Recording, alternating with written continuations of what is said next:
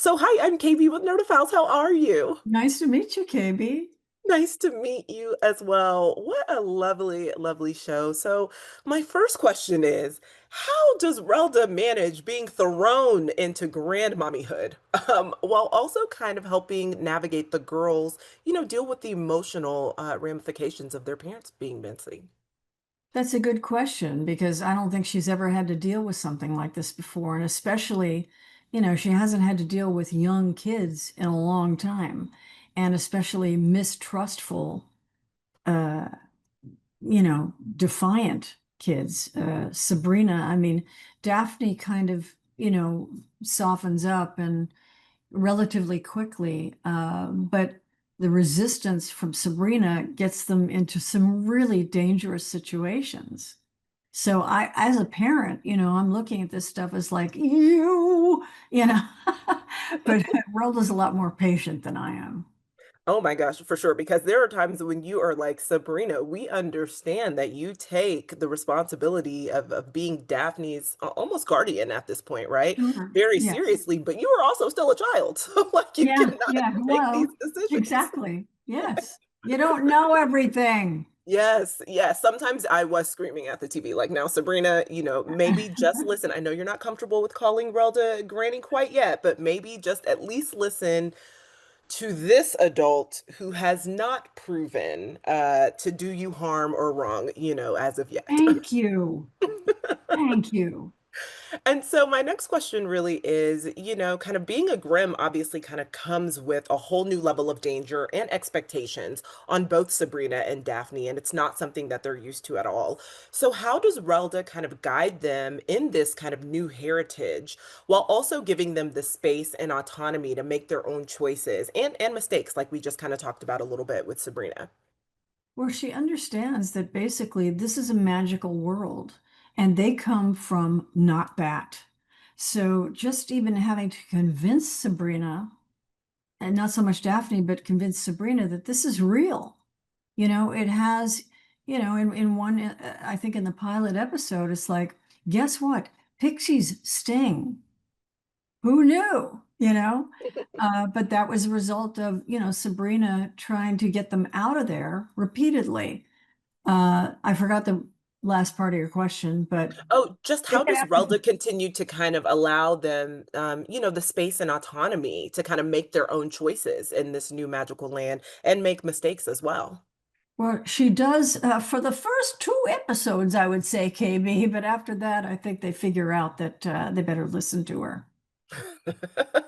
Sometimes Granny knows best, but I do feel like the advantage Daphne has going for her is that she's so young and she still has her imagination and she's not really jaded by the world, so she can see things from a different perspective, which I think helps the family overall for sure. Yes.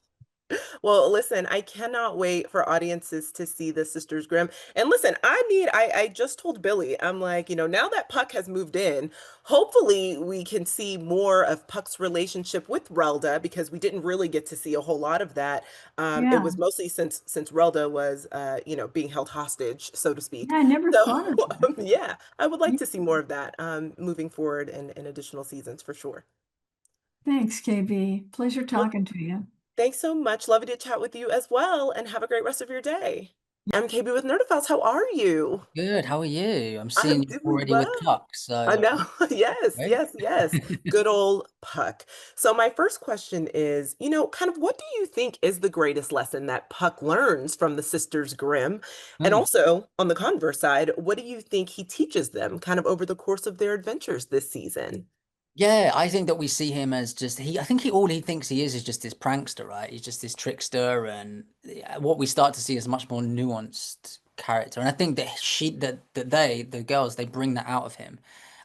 He probably has been. I mean, he's been around for thousands of years, just like that guy in the background that's just always saying something and being silly. But what's amazing with this relationship is they bring him into their world, and I think he softens through that. And then I think what um what I think what we see from him is he's very curious and very brave, and I think that the girls get to channel that. I think that this world and this journey that they're going through is quite daunting, quite scary, and the investigative side of things. I think that he has that in abundance, probably because he can fly and be over there and then be over there. But I think that he brings that out of them definitely.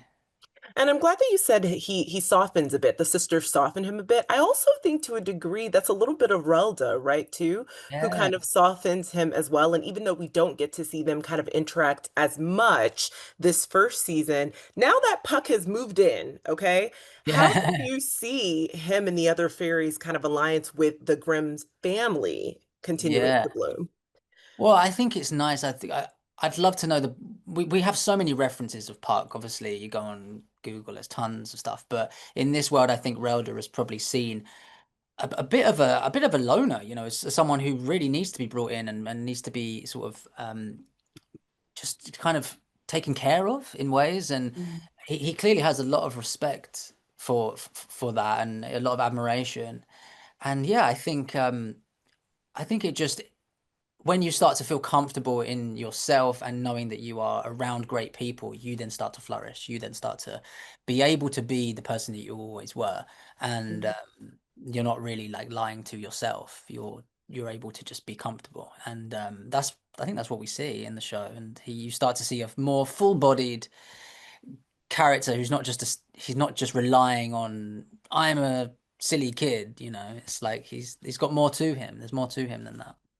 Well, you know what? I love that you say that now that he feels comfortable, he can be himself, because that's something I am looking forward to seeing as seasons continue, particularly between Sabrina and I'm going to call him Peter Pan, since that's what she likes to, since that's what she Yeah. likes to call him. Yeah. But yeah, I'm looking forward to seeing that because I do think that they both kind of bring out those flourishing aspects in each other for Yeah. sure. And you see Yeah. glimpses of that over the course of this first season. I agree. Yeah, I think that that was one of the things.